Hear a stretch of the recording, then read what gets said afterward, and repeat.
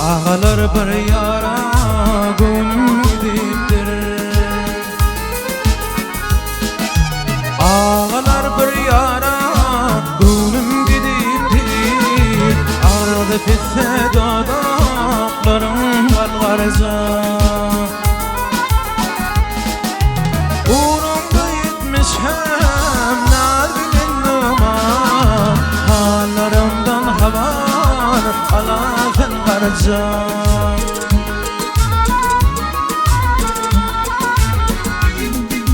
O qadir işli, ördük bakışlı, qanırılıp yüreğimde çana yokuşlu.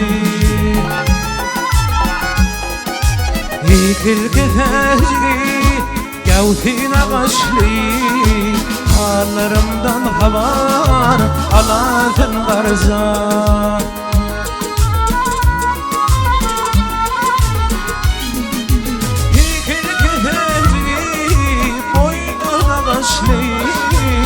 Hallarımdan haber alasın garca.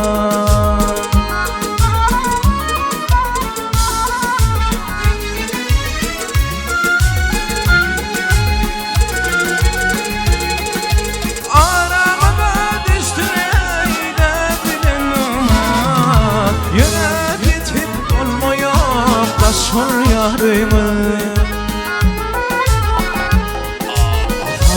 Kararım yok, görmezsen gönlüm, hallarımdan haber alasın garca.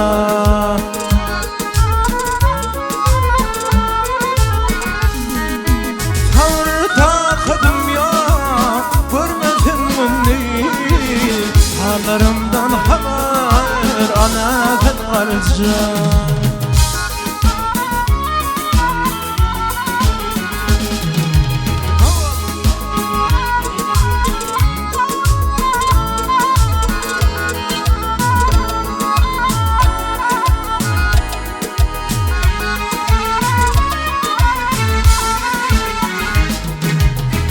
Bilmedim avlanlıktan esirde, gelip ödüm eme ettim şerden. İshalsam yanaktan, tutsam koşardan, ama nur gözü iman alarca.